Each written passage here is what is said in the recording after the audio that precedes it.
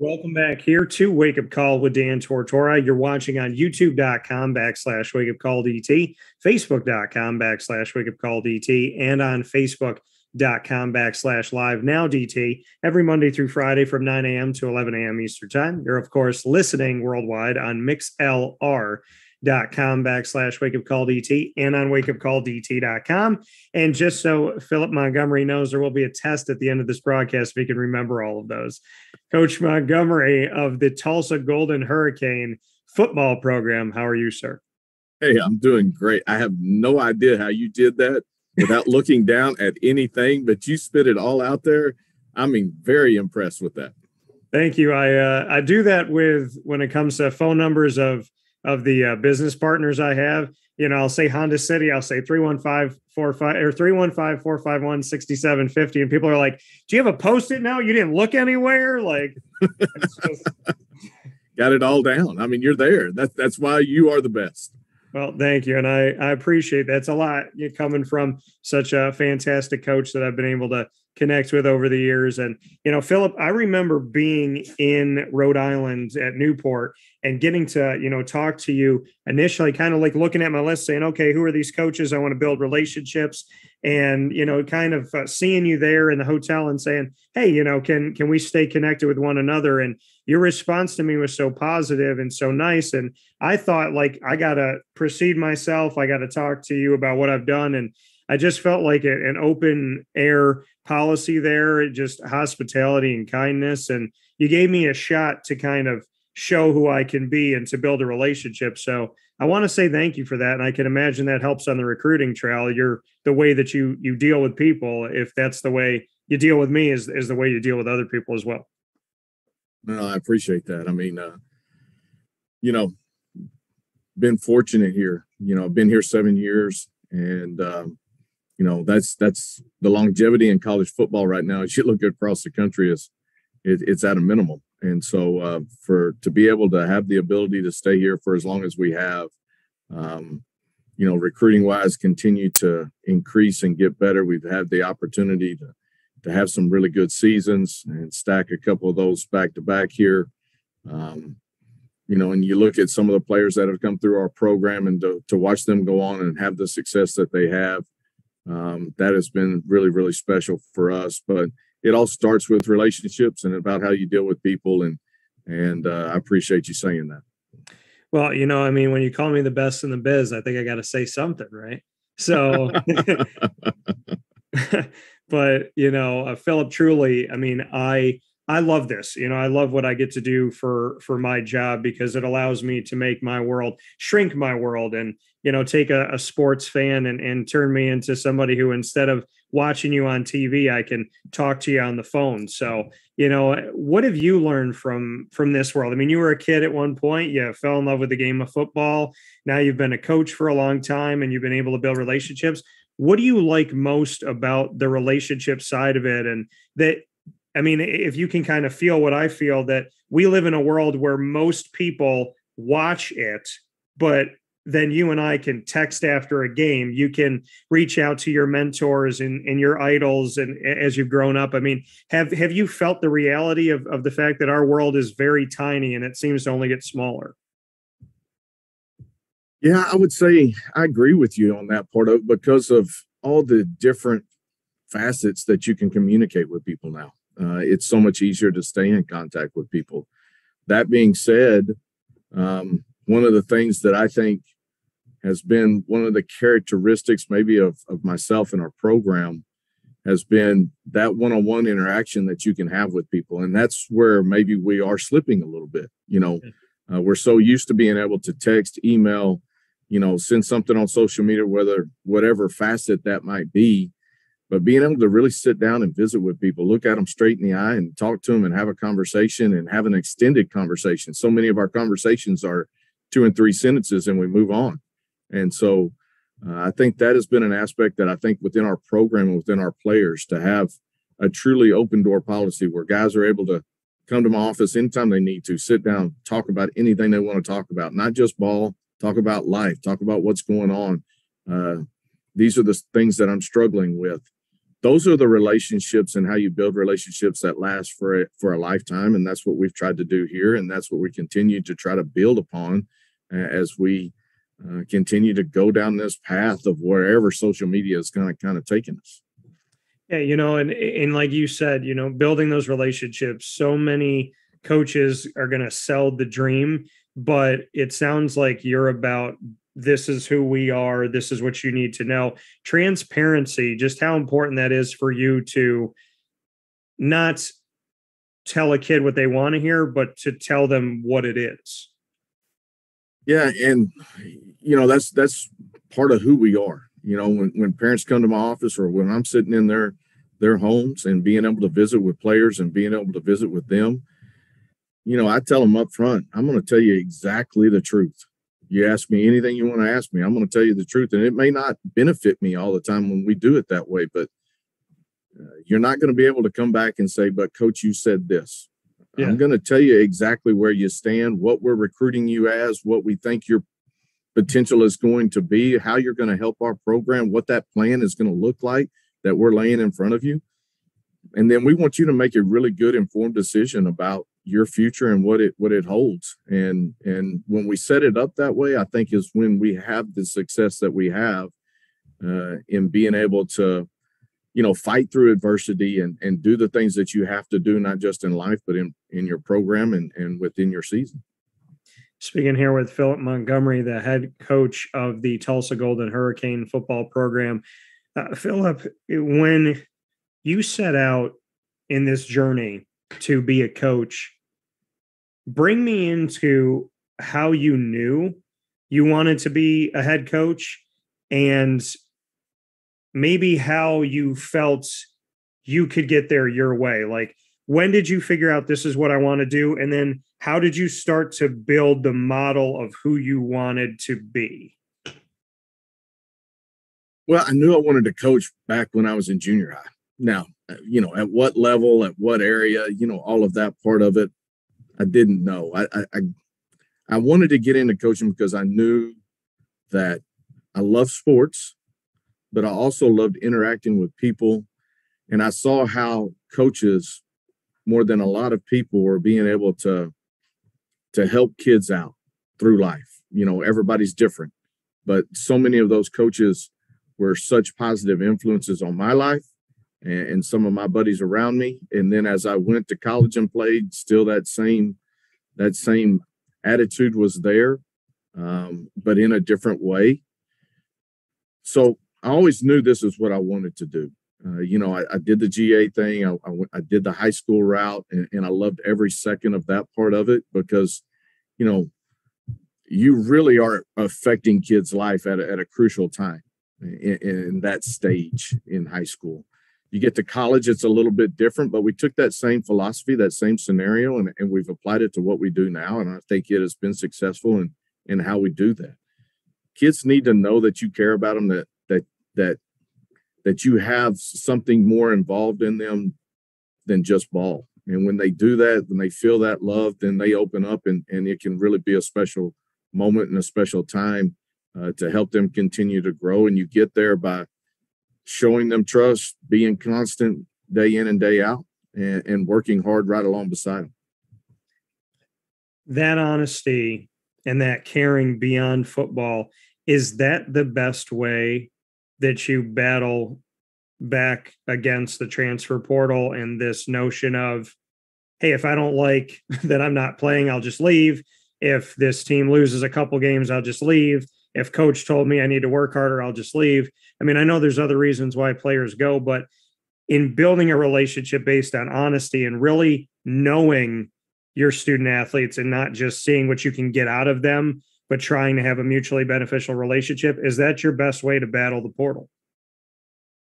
Well, I think it's a big way, obviously. I don't know that there's ever anybody that's going to absolutely 100% win the portal, right? I mean, we've had players leave our program, some of them, looking for an opportunity to maybe be more impactful or have a more impactful type role as they've gotten older. Hey, I don't know that I'm ever going to get to be a starter.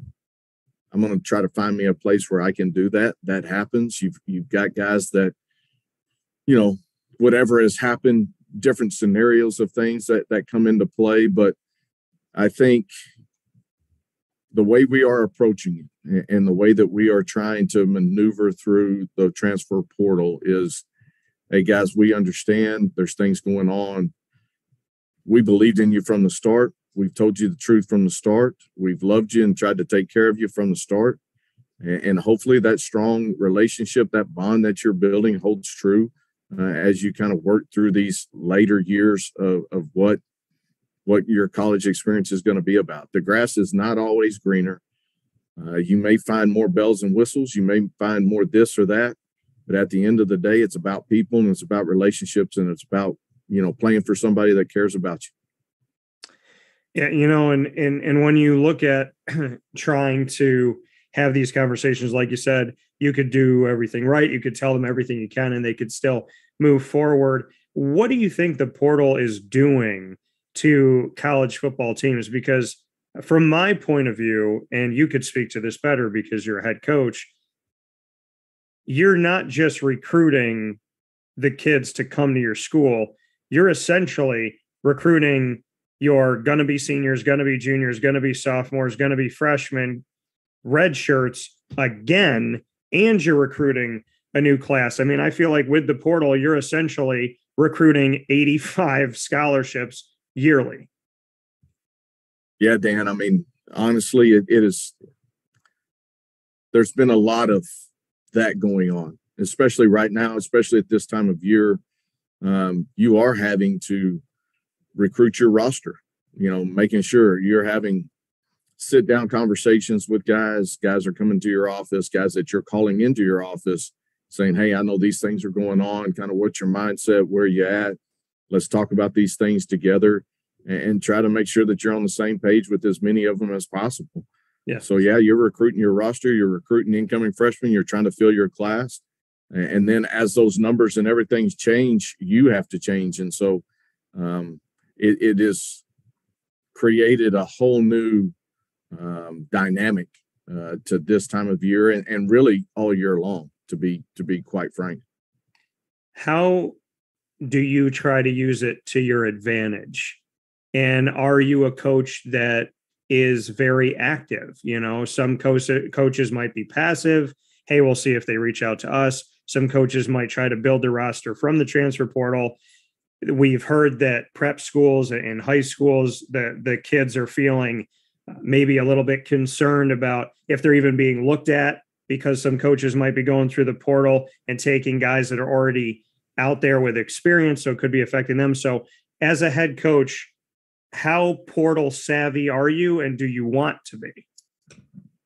Well, I think you have to be portal savvy right now with everything going on. That being said, I still believe that to build your program, you still want to build it from the high schools and kind of continue to gravitate that way. That being said, though, the portal is a place where so many things change so quickly on your roster.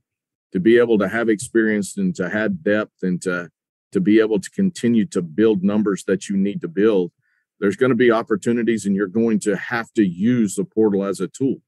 And so you can't go from, I've got a junior or a senior that's an offensive lineman and your next guy is a redshirt freshman and there's nothing in between.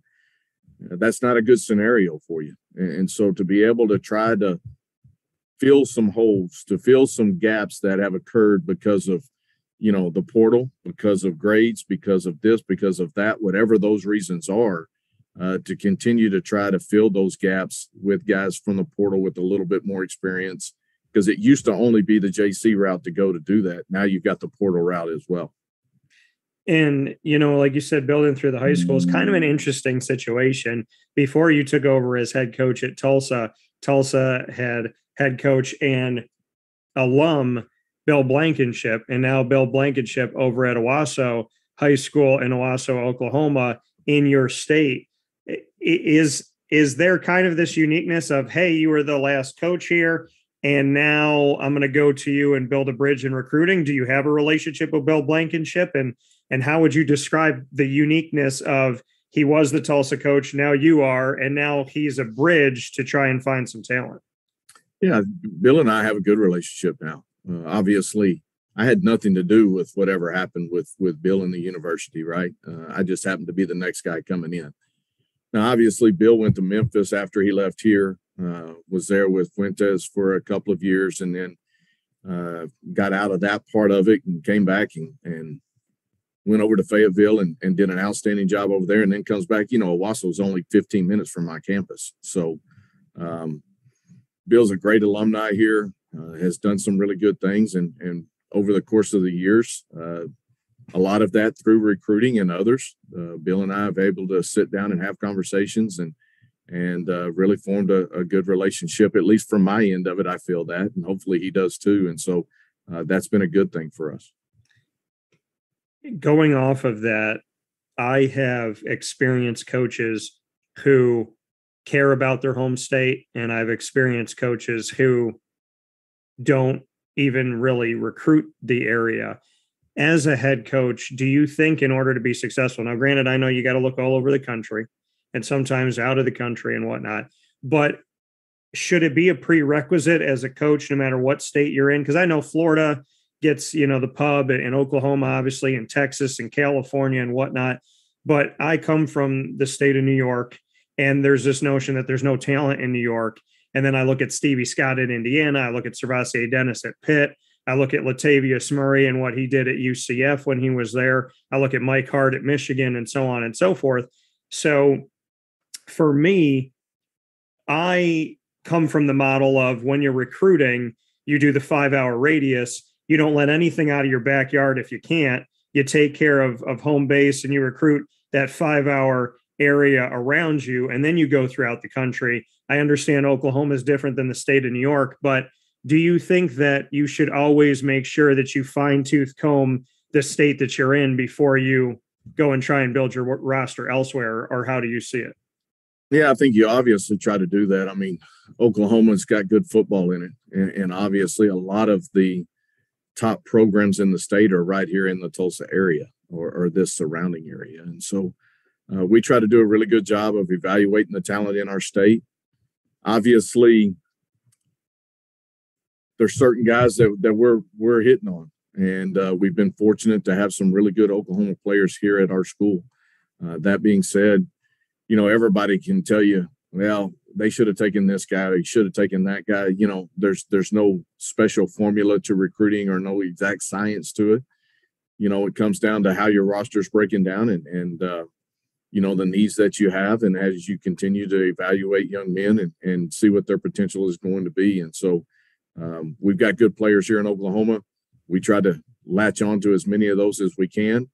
Obviously, with OU and OSU right here in our backyard as well, you're always fighting those battles because we're all the same type of kids and needing the same type of kids. And so we continue to keep taking our best shot with those guys and continuing to recruit our state. But, we do a lot of recruiting in Texas. We get into Louisiana, get into Kansas and Missouri a little bit. We try to stay in that 5-hour radius. I mean, Memphis is only 6 hours away. So we try to expand our footprint a little bit. We're not going to be at a school right now that's going to do the national recruiting part of it.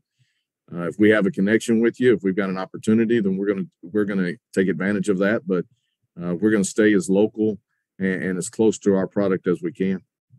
That coming from Philip Montgomery, hanging out here inside the Cafe Kubal studios on Wake Up Call with Dan Tortora, touching on a lot of things. I want to jump away from football for a second. We'll come back to it, but I gotta shout out this young lady, Miss Ashli Montgomery. I gotta show her some love, because not only do you connect with me on social media, but she does too. So let's speak about the coach's wife and how your better half has aided you in maybe becoming the man that you are today.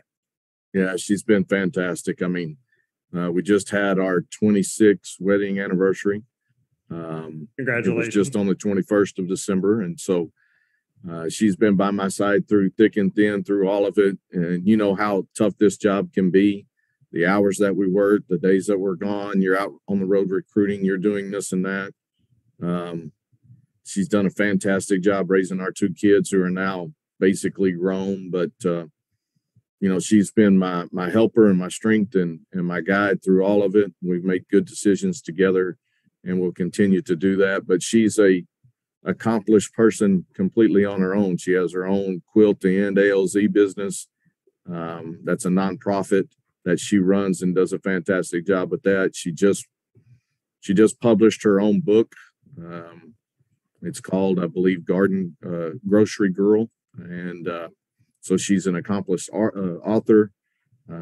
She does so many different things in our community and within our program. She also is our yoga instructor for our athletic department here. And so she wears a lot of different hats, and she wears them all in such a marvelous way, and couldn't do it without. Do you, now that we're kind of back into what I would consider some more hopeful normalcy, there was two things that happened during this pandemic time. The first thing is, I think we had to learn how to be better and maybe take a deep breath, at least for me. The second part of that is, now that we learned how to take a deep breath, to not hyperventilate now that we're back in the normal swing of things. So did you take a step back and maybe spend some more time with family, spend more time with Ashli, more time, with the kids? Did you do more for yourself, number one? And number two, have you remembered to keep doing that? Well, Dan, we've built our program on faith, family, football in that order. And so family's always been very important to who we are together, our coaching staff, our players in our locker rooms, but that also extends to our normal family. And so we have kids up in the office all the time. They're around practice. We have family dinners that they're all invited to. And so I think we've done a decent job in the rat race that we call life, especially in this industry, to try to make sure that we generate some time throughout the year that we are spending weekly with our families. And so as COVID and everything hit, when you're at home, that's a totally different environment again. But it was great to have the ability to learn some new things, to generate some new thoughts, to be around your family in a way that you really haven't got to spend time with them in a long time. And so that was special for a lot of our coaches and for myself. As you get back into the rush of it all, it's hard to continue to generate the amount of time that you have, but you still want to make sure that it's not always the amount, but the quality of the time that you're getting to spend with them is at an utmost. You talk about change. Before I let you go, Coach, to look at what's happening in the American Athletic. Now, this is a twofold question. Every year, there's the poaching of coaches, or the potential poaching of coaches. I find comedy in having to defend the American when people tell me they're not as good as the quote unquote Power Five, yet the quote unquote Power Five uses their coaches to get better. So if the conference isn't that great and you're admitting that you need to improve, why would you seek to improve from a conference that can't help you? It doesn't make any sense. Yeah. Right. So one, how do you coach in a conference that's constantly having their coaches poached? And two, what do you think about realignment now with 6 full-time members coming in, which means Tulsa is going to have to learn how to go up against Charlotte, UAB, Rice, FAU, North Texas, and UTSA, as we see UCF, Houston, and Cincinnati leave. So one, how do you coach against an ever-changing carousel of coaches being poached out of the conference? And B side of it, 6 new teams to go up against in a conference that's now going to have its most members at 14 very soon. Well, I'm excited about the addition of the new teams to our conference. I think they're going to add great rivalry games in there. There's some more connections between some of this Midwest area, and then you've got, some of that. You start talking about UAB and some of the others that we're adding. Love that part of it. I think our conference has built itself up to have the respect across the nation, and like you said, you'll still have some naysayers out there that kind of throw out some arguments that don't really have a lot of meat behind them, if you will. And so You look at what our conference has done from a scheduling standpoint, the games that we've won, whether that be versus Power 5 teams over the course of just look at the last 7 years that I've been in this conference. It's been a tremendous rise of our conference. Yeah, we're losing a couple of teams. Those guys have done a great job, and hate to see them go, but I think we've added some really good ones and some more action to our conference. Like you said, as the coaches have changed, man, it has been an ever evolving carousel of guys. And so, you're not getting the opportunity to really go back and study this tape and this tape and this tape.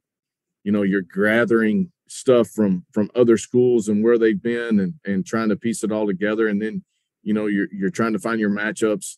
Makes it difficult. But the good part about that is within our conference, they continue to hire really good coaches as coaches has left. Yeah. That has not changed. The level of the student athlete in our conference continues to get better and better. You look at what they've done over the draft over the last several years and how many players are coming out of our conference. There's talent on the coaching ranks, there's talent on the field, and that is what has made our conference continue to rise. We look at Cincinnati. Is it bittersweet because they went to the college football playoff as an American Athletic Conference team? I was there at Nippert Stadium to see them advance. You played them in the AAC championship last season. So we know what they've been able to do, what they're capable of doing. I argued that they should have been in the college football playoff last year in the 4th spot and taken Notre Dame's spot. This year, they finally make it. They lose to Alabama. I interviewed Nick Saban, and as the media typically does, most people stole that quote from me. But when I look at in Sports Illustrated, shout out to you for running an entire article about it. But with Nick Saban saying to me, there's no doubt in my mind that this team belongs here, speaking about Cincinnati. Is it bittersweet? And what are your thoughts on it that Cincinnati announces that they're going to the Big 12 and then they advance to the college football playoff, but technically they're still doing it in the American? Well, I think Luke would say the same thing. They've played a high level of football. We have played a high level of football in this conference. If Cincinnati did not get in this year, then nobody's ever going to get in from a group of 5 school. Even though I think our conference and others don't consider us a true group of 5, I think we are a power conference in the way we schedule and the way our conference is laid out. That being said, we still have that tag. And so if Cincinnati didn't get in this year, I don't know who would have ever gotten in with the years that they've put together and the teams that they've beaten. I was proud of Cincinnati. I thought I watched every snap of that game the other night, and I thought they had their opportunities. And Alabama, I thought obviously played well, but I don't think you can take anything away from Cincinnati. As I watched both games the other night, I still think the Cincinnati-Alabama game, in my opinion, was more competitive than the other. Well, and I said to myself this, I've seen Ohio State score 0. I've seen Alabama get blown out. I've seen, Clemson get embarrassed. I've seen Washington get embarrassed. I've seen Notre Dame get embarrassed twice. So my rule of thumb was, unless you can score less than 0, I don't think Cincinnati can do worse than what we've seen. And, I think UCF, arguably deserved a shot.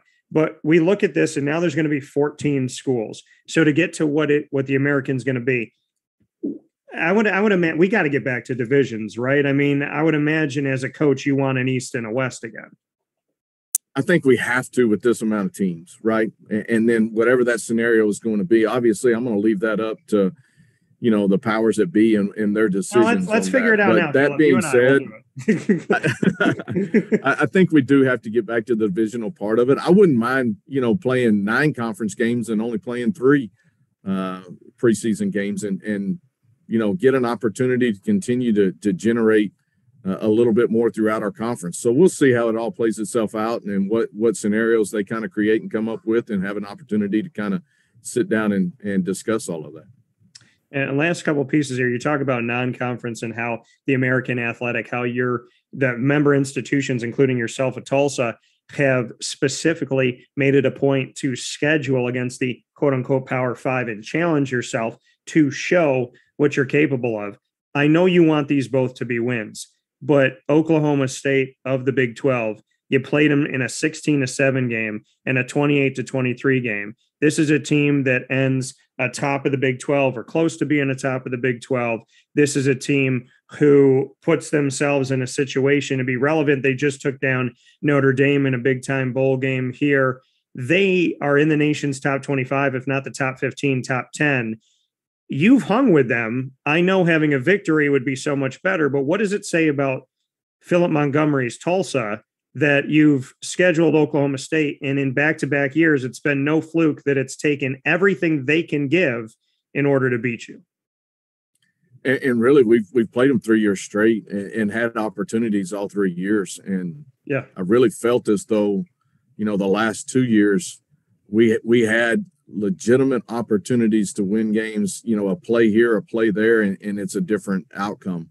Our guys. The one thing I will say about our program is we play hard. We play physical. We play for 60 minutes. We had just come off of a tough loss. We go to Oklahoma State, and I thought we really played well and had a chance. If we don't give off a kickoff return in the third quarter, I think we may pull that one out. The next week we go back on the road again and play Ohio State out there. And with, I think, 6 minutes left to go in the game, we're only down 7 and have the ball and driving. So, we've played teams, and we will continue to play teams at a really high level. And like you said, Oklahoma State's going to finish up, I think, at least in the top, 8, probably in the final outcome of it all. I thought they had a great comeback win the other night.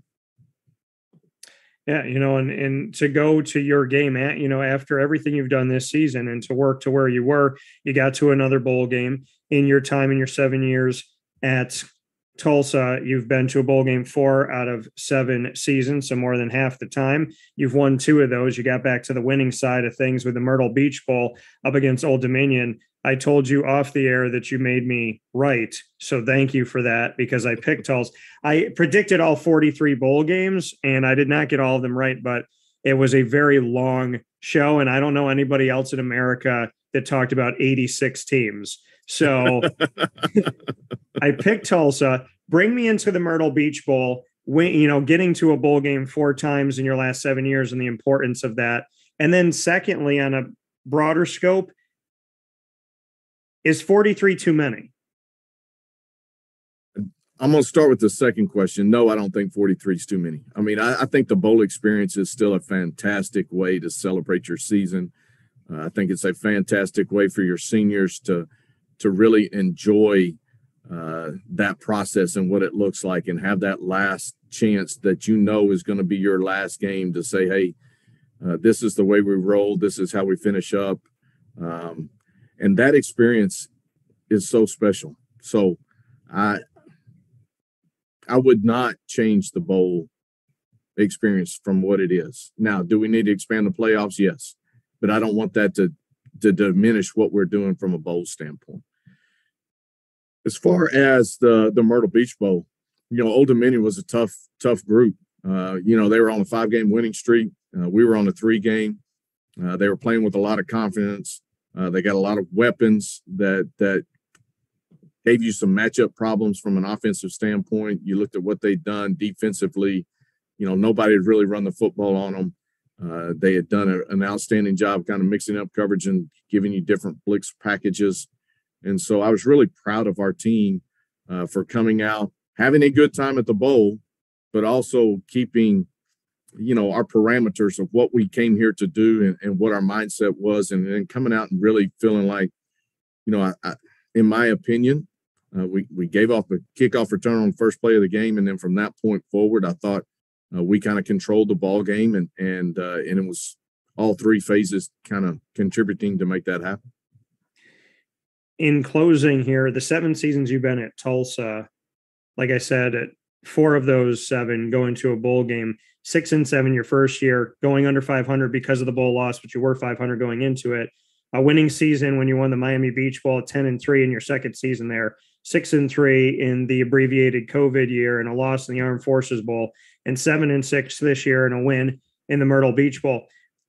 What do you think made Tulsa keep you in the middle of those 4 bowl games, the 2 in the beginning and the 2 most recently, when you're 2-10, 3-9, 4-8? I know by looking at this that the records don't show how close you were in games and how Tulsa was right there to be a 6-6 team, maybe a 7-win team, maybe an 8-win team, a bowl eligible team. Why do you think Tulsa has believed in you? And where you are right now, 7 years in, do you feel like they have bought into Philip Montgomery and how you do things? Well, I don't know if they bought in. I hope they have. I think it goes back to relationships again. I think people here understood how close we were, even though some of them may have been getting frustrated. But we had a lot of young guys that had to step in and play, a lot of young guys that had to learn what it's like to play at this level and in this conference. Our conference continued to get better and better. That being said, we'd lose a game by a point or 3 points or 7 points. And we had to learn how to play at that level. And then we had to learn how to win at that level. And you're talking about a play here or there. And then, we have not this year, but last year, we go to the conference championship. I know it's during the COVID year, but, guys just understood. We had a lot of comeback wins, a lot of big dramatic type finishes. This year, we had some of those same things happen. And so we've just got to continue to stay on this path and continue to keep growing. And I think our program has shown that. And I think our leadership here sees that we try to do things the right way, handle people the right way, handle recruiting the right way, and within our program, leaving it at a high level. And so I think we're continuing to generate that type of positive influence. Well, and tenure-wise, it's you and Grandpa Ken over at Navy. Yeah, I know. 14 years, you got 7, and so you guys are leading this. I told Ken that at this point, if Mike Oresco sits on one head of the table, that Ken should have the other head. And I guess because you're half the way there to Ken, you should be at like a corner. You should be getting some type of love at one of those head places. So I mean, I think there's time for that. You and Ken need to have some type of special. I don't know. I'm going to talk to Mike. Mike and I are close. He needs to give you some type of care package or something. Well, do what you can. At the end of the day, usually Ken and I kind of sit by each other and kind of be quiet and let everybody else talk, because they all got answers, and we're just sitting here continuing to learn and grow. And we've been in this conference a long time and watched it really propel to what it is now, and really proud to be a part of the American. Well, for Philip Montgomery, Tulsa Golden Hurricane head football coach, Tulsa for 7 seasons, heading into year number 8 here on Wake Up Call with Dan Tortora inside of the Cafe Cubal studios. It is great to ring in the new year in 2022 with you, Philip, and I cannot thank you enough. I mean, I know you talked about sound bites and quick things, and normally a coach is used to having 2 sentences and interview for 12 seconds or 30 seconds or a couple minutes at a podium, and then somebody runs away with your words and takes them and spins them all around and whatnot. But to be on this show, I mean, it's important to me to give you time. And that's what anybody's going to see of the over 3,000 people we've had on the show is you've had an hour here and uninterrupted, unedited. And to me, that's what makes us different. So I thank you for taking the time, because I couldn't do it without you giving that. So thank you for that. Dan, thank you. I appreciate the way you do it and the way you handle it. You've always been a great supporter of mine and of our program. And I appreciate that relationship, and look forward to continuing to build there. Happy holidays, happy new year, and look forward to a great 2022. And happy holidays, happy new year, and a late Merry Christmas, but a Merry Christmas to you as well. Appreciate it, Dan. Thanks a lot. Thank you.